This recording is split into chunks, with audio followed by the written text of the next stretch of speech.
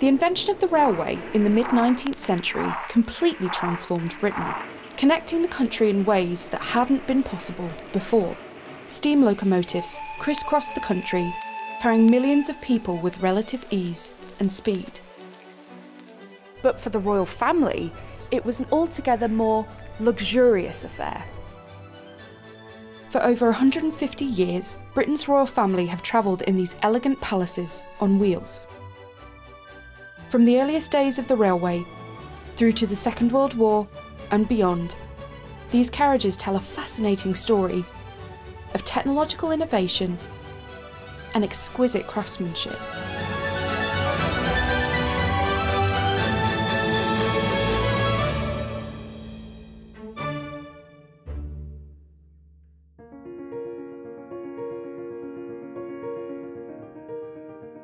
The story of the royal carriages begins here with Queen Adelaide's saloon. Adelaide was the first wife of William IV, the uncle of the future Queen Victoria. And in 1842, she became the very first member of the royal family to travel by rail. This carriage was made by Hooper and Company, who had been making horse-drawn carriages for the royal family since the late 18th century. It really shows how early passenger carriages mirrored the look of horse-drawn coaches. Looking inside, we can see that it's not a very large space, but it would have been quite comfortable, especially for the time.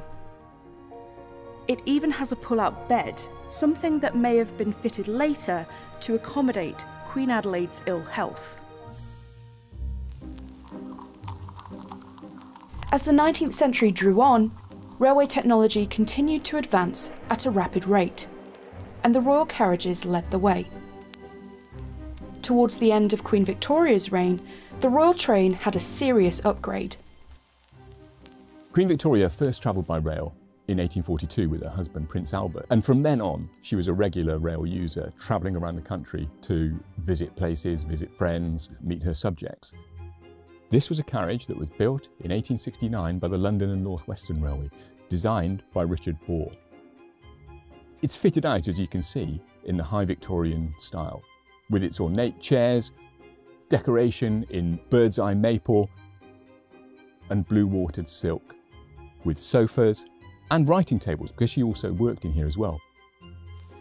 While travelling by first class could be pretty luxurious, this is another step again in terms of the decor, the fittings, and of course the service that Queen Victoria had.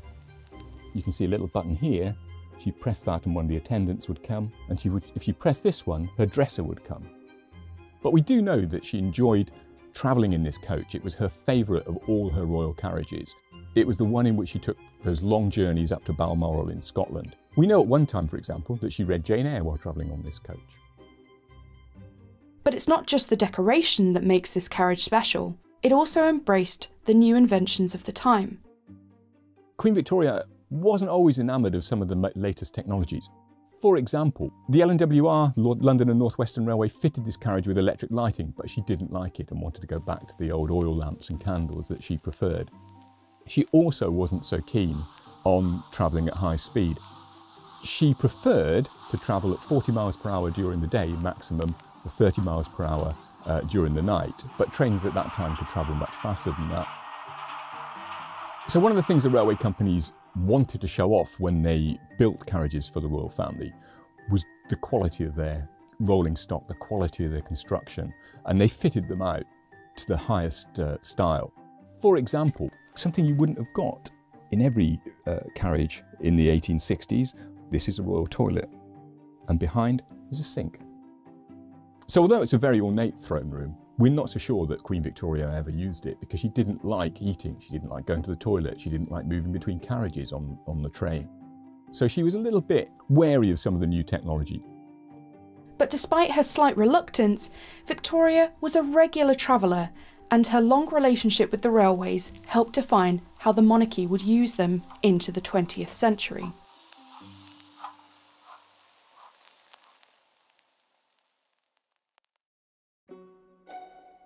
Queen Victoria's eldest son, Edward VII, took the throne in 1902, becoming the first monarch to have been born into the railway age. He wanted something more modern than his mother's now very dated carriage, and so commissioned this vehicle. King Edward VII's not someone that we particularly remember very much now. He's the current Queen's great-grandfather, but in relation to the royal train, he's one of the most important. Unlike Queen Victoria, trains are part of his life from the very beginning. This is one of 5 vehicles that make up a rake of royal train carriages. The idea was that the train would function as a base of operation for the monarchy, travelling around the country for both leisure and for business. It's based on the Duke of Sutherland's carriage, which had been commissioned in the 1890s and which Edward, when he was Prince of Wales, was intensely jealous of. And it's also done up to be reminiscent of the royal yachts of which Edward VII was so fond. So it's done from the same furnishing companies, Warings of London. There are a number of features in here that you'll recognise from Queen Victoria's carriage, particularly the sort of ornate light switches, the ornate summoning buttons as well that are here set into all of the walls, but also newer features, so an electric fan for ventilation as well, something which never featured on the 19th century royal train. And similarly, this white box here, which is a speaker for the wireless set, which was installed just down here. So this is a train that is of a time where generations are becoming more used to train travel. So this is a sort of part of the monarchy which is completely embedded in the railways. It's a modern train for a modern monarchy. So now we're in the rather sumptuous smoking room. Edward VII's a very important person in seeing the royal train as part of the sort of diplomatic, ceremonial part of monarchy, so he would entertain lots of guests within this space. Leading dignitaries, other monarchs, politicians who were sort of prominent in Britain at the time would be invited onto these trains, often on trips to go hunting or shooting or racing. If you could place a bet on it, Edward VII was in favour of it. He was a man of enormous appetites.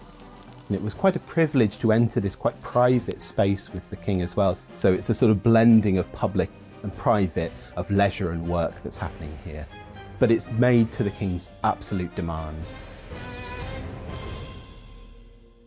Edward regularly used this carriage, but it was during the First World War that the royal train really came into its own.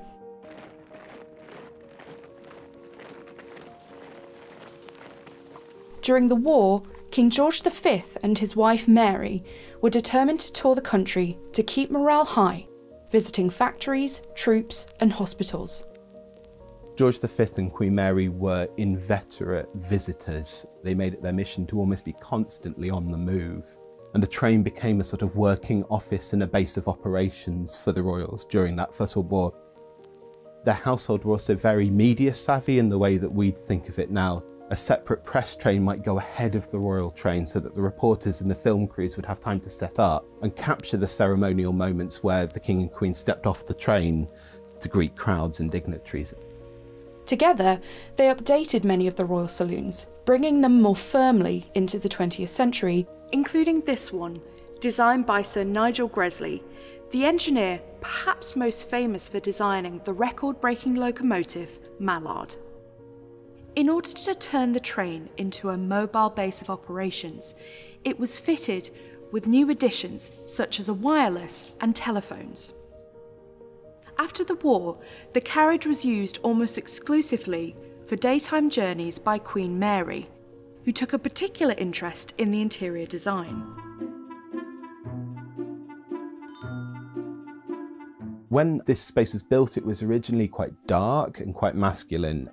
And one of the things that Queen Mary does is sort of lighten it, so you get these absolutely lovely sort of more Art Deco panels, a lighter set of furniture in here as well. But also this move towards a sort of more domestic royal style, so the tea service out on a side table and fairly sort of high quality but quite standard setup for like a high class drawing room of the time. So when this carriage was built for Edward VII in 1908, it had 2 very large day rooms. When Queen Mary takes over the carriage, she has this space remodeled, and you can see this sort of partition wall is extended down towards where the camera is. So this becomes more of a private space. As you can see, there's a dressing table in here. There's more of a sort of private space, and her attempts to create more of a sort of feminine dressing space. And she has the windows in this part of the carriage frosted with royal emblems and her own coat of arms.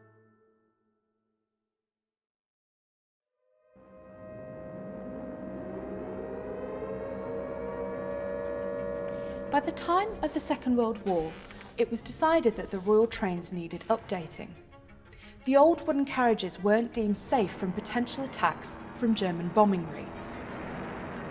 And so, under the supervision of Sir William Stanier, this once armour-plated base of operations was built for use by King George VI and subsequently his daughter, Queen Elizabeth II. New welding techniques meant this carriage could be made of steel, and at 56 tonnes, it was one of the heaviest passenger vehicles to ever run on the network.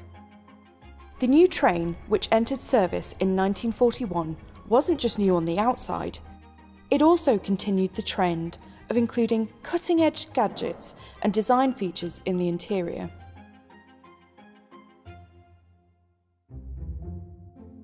You can see something of the wartime nature of the carriage in its furniture and its fittings. It's quite austere. That said, the designers who were commissioned to actually fit out this carriage were among the best. So the carpets are by Marion Dawn, and the furniture was all made by Gordon Russell. And it did cost £3,500 to fit out, so it was expensive by the terms of the Second World War.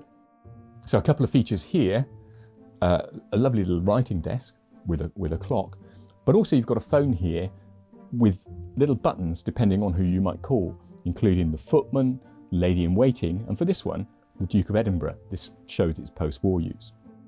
This phone here could be connected to the post office network when the train was stationary. This was all pre-mobile phone, of course. You can see that this cabinet was fitted with a radio. And right here are the instructions on how to use it and how to get the light programme, whether it's on medium wave or long wave, depending on where you are in the country. This carriage in later use became the favourite of the Queen Mother. One of the features of this carriage is that it was air conditioned. It's quite a complicated air conditioning system that required great slabs of ice, but you can see here switches to set the temperature to your particular choice so you could sleep in perfect comfort. So right next to the bedroom is an ensuite bathroom with a sink, a toilet and a bath. Quite unusual on a train. Perhaps the most interesting feature on it is this little red line here, which shows the depth of water that you were to fill the bath to. Some say that was because of wartime austerity, that the King, the Queen, wouldn't use too much water. But there's quite a practical reason as well. If there was too much water, it would come sloshing out over the bath. And actually there were instructions given to the drivers not to go too fast when the King or Queen would be taking a bath.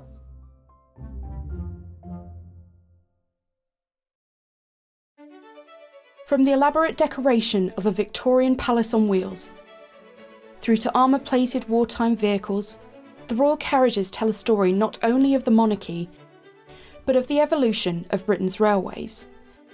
And it's all preserved for future generations here at the National Railway Museum.